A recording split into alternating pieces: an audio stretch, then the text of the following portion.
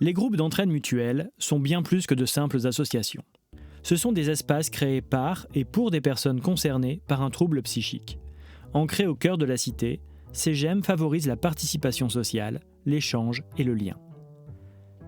Mais en 2020, la crise sanitaire vient bousculer leur fonctionnement. Isolement, difficultés d'organisation, mais aussi émergence de solutions inédites. Face à ces constats, le Comité national intergem, le CNIGEM, lance une recherche participative sur le fonctionnement et le pouvoir d'agir des GEM, nourrie par les vécus, les besoins et les idées du terrain.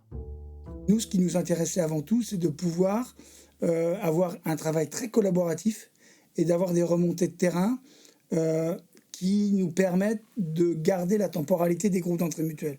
C'est-à-dire qu'il fallait qu'il y ait du temps, il fallait qu'il y ait des personnes qui soient disponibles pour aller sur le terrain et pouvoir poser les bonnes questions et travailler sur un format qui n'existait pas.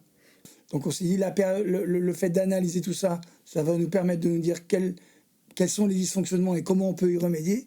Et ensuite, quelles sont les actions qui sont novatrices, qui impulsent du pouvoir d'agir et qui sont vraiment, on va dire, des actions qui vont être dupliquées pour pouvoir après le dupliquer au plus grand nombre dans les compétences mutuelles.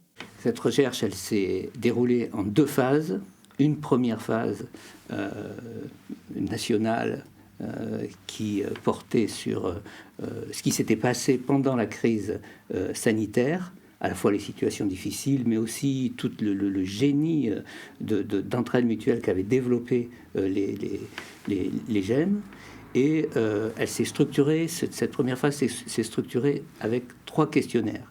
Un questionnaire pour les adhérents, un second questionnaire, un deuxième questionnaire sur les adhérents ayant des responsabilités dans les GEM, administrateurs de GEM, et un troisième questionnaire qui s'adressait à la fois aux salariés, aux bénévoles, aux parrains et aux structures de gestion. Et donc c'est la synthèse de ces 3 questionnaires qui nous a permis d'avoir un certain nombre de résultats sur les questions qui se posaient aujourd'hui dans les GEM. La deuxième étape de cette recherche s'est déployée sur 3 territoires, la Nouvelle-Aquitaine, la Bretagne et l'Île-de-France. À travers une série de focus group, une parole plurielle s'est libérée. D'abord en cercle de pairs, adhérents, administrateurs de GEM, puis en élargissant aux salariés, parrains et structures gestionnaires. Ensemble, ces acteurs ont analysé les résultats, confronté leur expérience et formulé des recommandations concrètes. 1000 personnes ont répondu au questionnaire et 300 ont contribué à l'analyse collective. Cette démarche patiente et rigoureuse a permis de faire émerger les impensés du fonctionnement des GEM et d'établir des recommandations pratiques pour chacun d'eux. Les résultats principaux tournent autour de ce qu'on a appelé les impensés. Les impensés, c'est ce qui n'avait pas été prévu et précisé dans le cadre des textes réglementaires. Un impensé, c'est une dimension de la réalité dont on sait qu'elle existe, mais dont nos priorités pratiques ou notre inconscient ont décidé de ne pas les penser, de les mettre de côté, de les laisser en friche, en se disant dans la pratique, les choses vont se résoudre. Et ces impensés concernaient à la fois les ressources multiples des GEM, mais des ressources qui étaient fragiles, et que donc, comment faire lorsque nos propres ressources sont relativement fragiles, notamment dans le temps, et quelles solutions peut-on trouver pour y répondre? Le deuxième impensé concernait bien sûr les rôles, les statuts et les fonctions des salariés des GEM. Le troisième impensé concernait les relations avec les structures gestionnaires, notamment la question lorsqu'il y avait une structure de gestion qui avait un mandat de gestion avec un GEM et qui pose question quant au contrat juridique qui lie le salarié à la structure de gestion et pas au GEM lui-même. Donc, la question qui se posait, c'était quelles étaient les initiatives, ou quels étaient le pouvoir, quelles étaient les compétences des administrateurs par rapport à leurs salariés.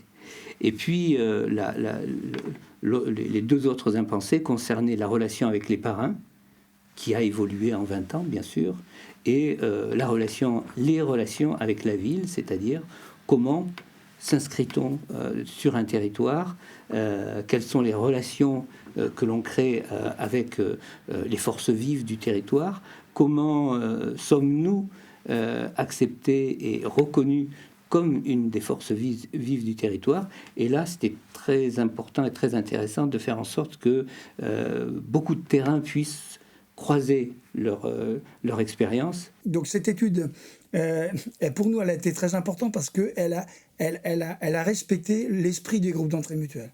Ça, c'est très important. Ça veut dire que c'est l'équipe de recherche qui s'est adaptée au public et au fonctionnement du GEM. Donc ça veut dire qu'il y a eu des questionnements, il y a eu des choses identifiées par les acteurs des GEM, et dans le même temps, il y a eu des solutions qui ont été apportées par les acteurs des GEM. C'est-à-dire qu'on a identifié des besoins et on s'est dit qu'est-ce qu'on fait. Donc toutes ces propositions, elles sont faites par les acteurs eux-mêmes. Donc tout ça, ça a du sens pour nous. Donc ça tombe pas, c'est pas quelque chose de vertical. Donc ça, c'est très important parce que c'est ce qui va nous permettre de mettre en place des choses, parce qu'on va s'appuyer sur ces choses-là. Ça, c'est très important pour nous. Et la seconde, c'est que ça a été vraiment un travail de qualité. Et que ce travail de qualité, aujourd'hui, il est reconnu. Depuis plus de 20 ans, les groupes d'entraide mutuelle cultivent un esprit de partage et de solidarité. La recherche, le pouvoir d'agir des GEM, s'inscrit dans cette continuité. Elle a permis de faire émerger de nouvelles actions pour former et accompagner ceux qui font vivre ces lieux, adhérents, salariés, parrains. Peu à peu, une communauté s'est dessinée. Une communauté où savoir de l'expérience, connaissances scientifiques et pratiques professionnelles dialoguent autour de la santé mentale et du handicap psychique. Retrouvez toutes nos vidéos issues de la recherche Le pouvoir d'agir des GEM sur le site de la FIRA, fira.org, du programme Clap sur la recherche. Vidéos, mais aussi rapports de recherche et ressources complémentaires sont disponibles en accès libre et gratuit.